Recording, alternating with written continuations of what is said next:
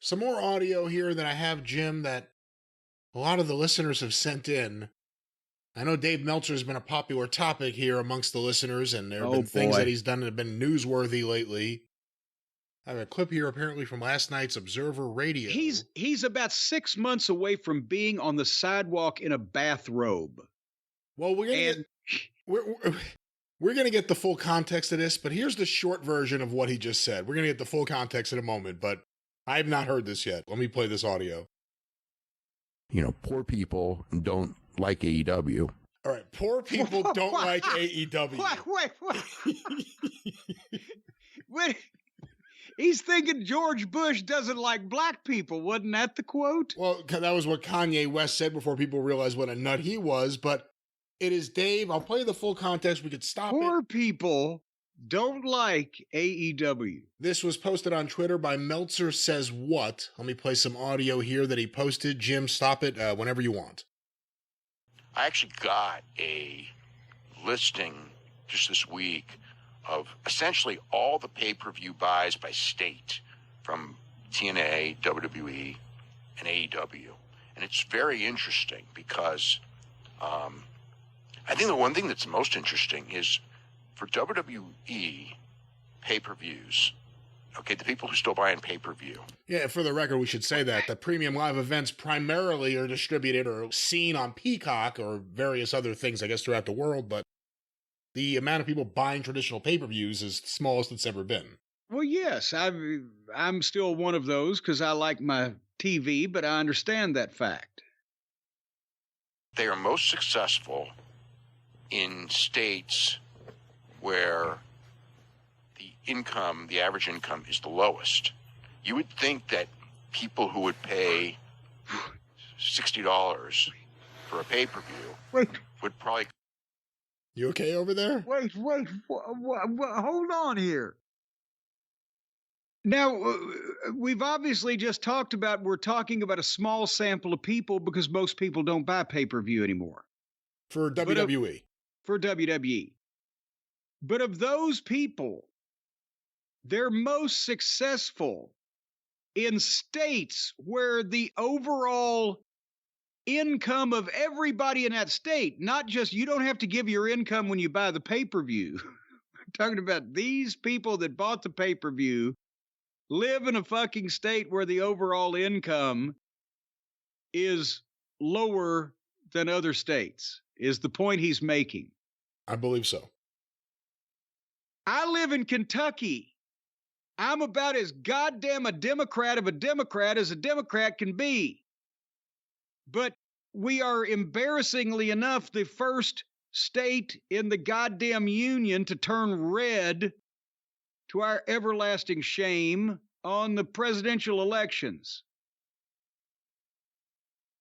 So have I just not disproven his goddamn theory to begin with?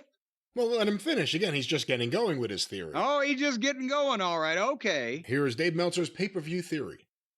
Come from more affluent states than the ones who pay whatever, Peacock is $9.99, I think again, or I think it's $8.99. I don't even know, and I get it, right? But it's obviously nothing. But it's just interesting. But for AEW, it's the opposite. AEW, the more affluent the state is, the better they do on pay-per-view. And Oklahoma, where they were tonight, is one of the states that AEW does not do well on pay-per-view. But it's settled. Oklahoma is poor. You hear that? Oklahoma is poor. But besides, so now his point is, well, they sell way more pay-per-views in New York and California than they do in Oklahoma. Yeah. There's nobody there. There's no people, Jerry. What he's taking statistics of two different things and putting them together. We don't know whether goddamn the people that order a pay-per-view in a specific state are Richie Rich or goddamn Pigpen. And not even the one from the Grateful Dead, the one from Peanuts. Very good. And it doesn't matter what you think, Dave. Go ahead. WWE does great on pay-per-view. There are a lot of states, And this really does correlate. You know, I mean, when I looked at the states that AEW performs the worst on pay-per-view, and that's the states that they've been running all these shows in. And WWE's doing great in those states. Hold on. They do worse on pay-per-view wherever they run live events where people have actually seen them and heard about it and know what the fucking shit looks like. They do horrible. As soon as people see them, they say, I'm not going to buy it. Everybody in Oklahoma and Mississippi and Montana and who else? North Dakota. Who else could I piss off by naming states where there's no fucking body there? They've still all heard of the WWE. Everybody has. That's why they purchase those shows if they're wrestling fans. It may take a while for everybody in goddamn Idaho to find out that AEW is even there. And then again, because of the state of AEW's product and the fact that there's nobody in fucking Idaho, they're probably not going to do big numbers there either. But WWE just had 13,000 people in Salt Lake City because everybody knows who the fuck they are. You going to drink Coca-Cola or you going to drink Ben's Discount Cola? No matter what state you live in. On pay-per-view, amazingly enough. So it's definitely very different places and different audiences that are buying the pay-per-views, and they probably, it's an interesting thing, like where they're more popular and where they're not. Then tell us the interesting part about it. But I think that they need to be going to the states with the highest income because that's where AEW's popularity is also the highest. For whatever reason, poor people don't like AEW. Oh my God! I'm not saying rich people do. Well, that's where it cuts off there. What the fuck? They need to sell tickets. They need to go to where people have more money. Oh my! Is this like a Sam Kinison routine? That's what I was just thinking. Move to where the food is. I was just thinking that. Poor people don't like AEW. Maybe poor people like fucking rent and food, a roof over their head, possibly transportation more than they like AEW. Yeah, maybe lower your ticket prices. Good Only Lord. rich people are attending the shows. Gee, I wonder why that is. Maybe they can only afford it.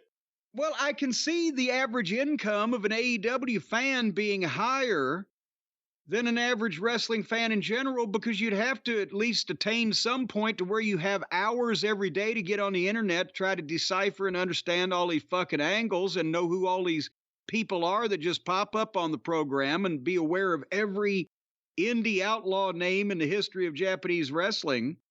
So you got to be independently wealthy just to put that much time into it. Poor people don't like AEW. That's a new one. I guess also poor people don't like to set their DVR as 5 minutes late. Well, no, poor people don't have DVRs because they're poor. That's why they can't get into. They gotta pirate that cable signal like everybody else and watch it live.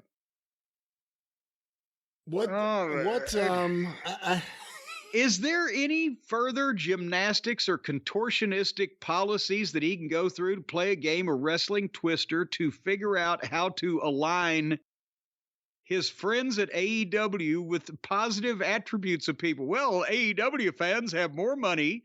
They're better looking. Apparently, we understand that they marry well. And they're well thought of at the country club. He brought up Tulsa, and we're going to review Dynamite on the Experience, obviously.